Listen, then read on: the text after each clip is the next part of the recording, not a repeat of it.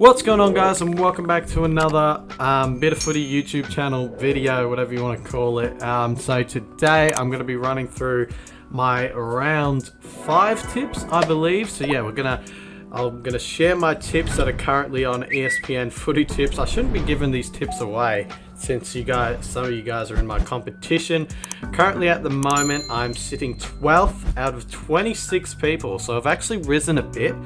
I've got 23 points in total. The leader, Talkin' Footy, has 26 points in total, so I'm actually not far off the lead. Funny enough, considering how shit I've been doing.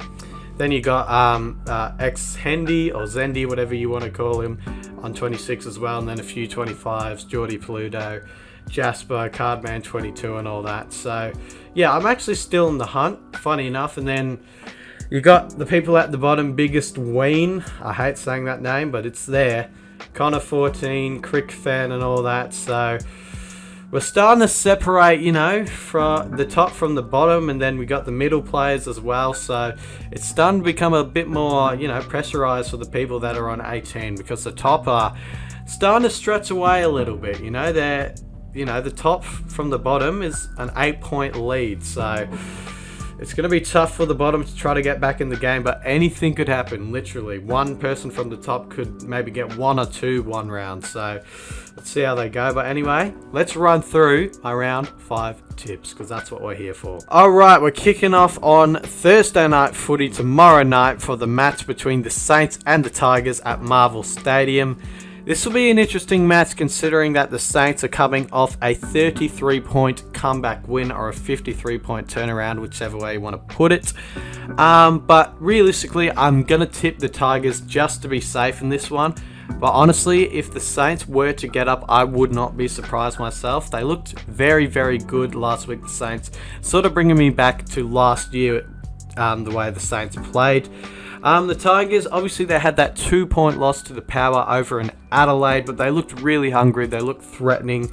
But you know, this will be a very interesting match. I don't know, I can sort of picture in my head the Saints coming out and playing a really good brand of footy, but then, you know, we know the Tigers, we know how good they are, so it's hard to go past them some weeks, so I'm just going to tip them to be safe. But if the Saints get up, I will not be surprised. We move on to Friday night for the game between the Eagles and the Pies. Realistically, this should be an easy one for the Eagles, considering how poorly the Pies played last week against the Giants. Although, you know, the Eagles, they conceded a 33-point comeback to the Saints.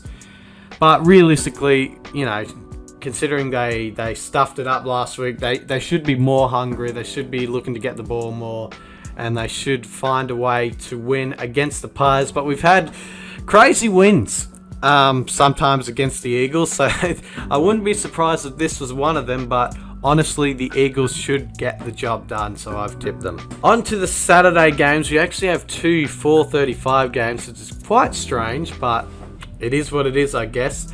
The first one kicking off at Marvel Stadium for the Dogs versus the Gold Coast Suns. And like most people have done on ESPN Footy Tips, I am going to also tip the Western Bulldogs. They are a 99% to 1%, favourite in the tipping realm.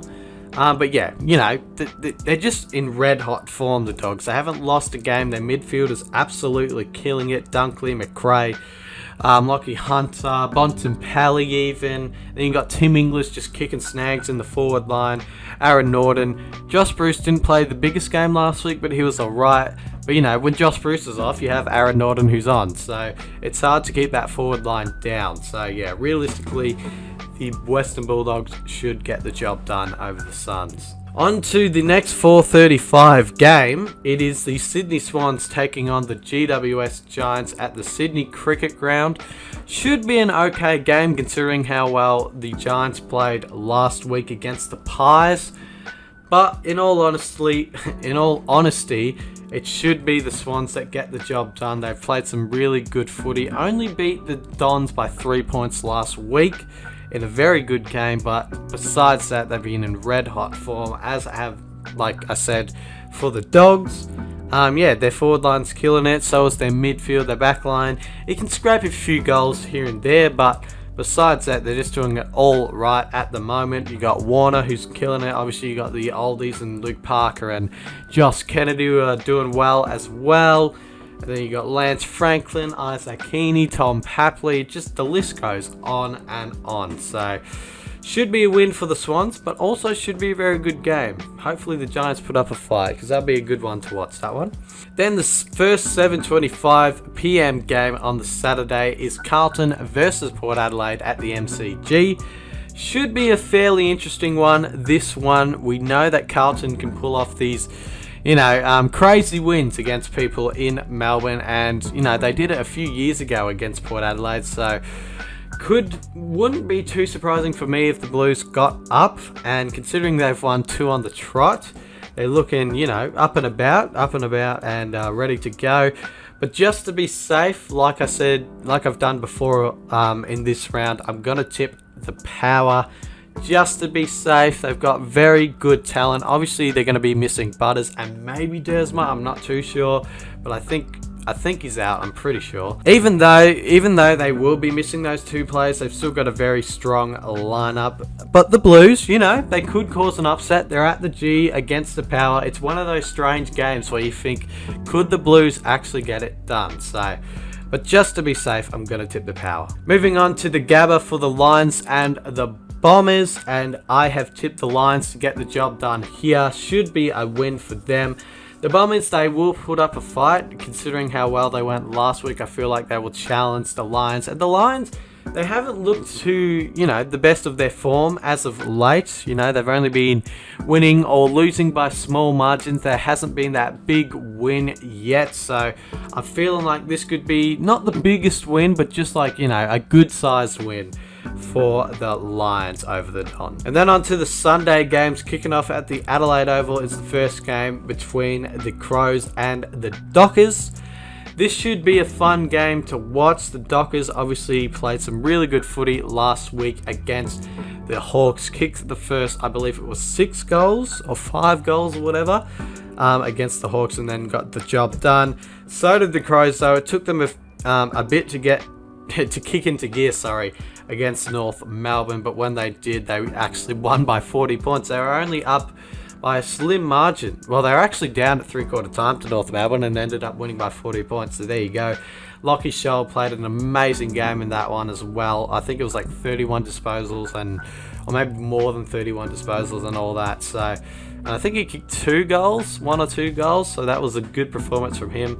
But at home, I'm going to tip the Crows over the Dockers. So yeah. Then the 3:20 game is the Hawks taking on the D's at the MCG. This will be an interesting game to watch, but considering how they're going at the moment, I'm going to tip the D's. Haven't lost a game, beat the Cats last week. They're looking really good. Their forward line is looking great, and their midfield is also looking great with Oliver, Gawn, Petrarca, even Brayshaw in the middle as well. He's really good for them as well.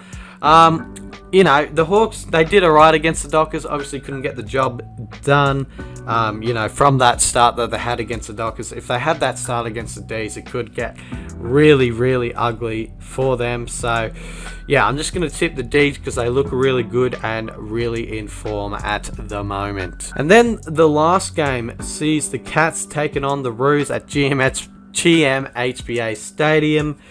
Danger's back for the Cats, so it should be a dangerous game, pun intended, for the Roos. They're actually paying $14 North Melbourne, which is crazy to win the game. So yeah, I've went the Cats to win it. North, they showed some glimpses last week against the Crows, but they're going down to the Cattery. Dangerfield's back. The Cats will be hungry after last week.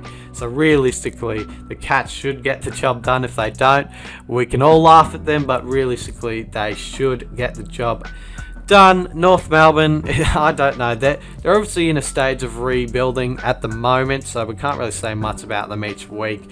But yeah, I feel like they eventually have to win a game. They can't be going the whole season without losing a game. So it'll be interesting to see which game they win.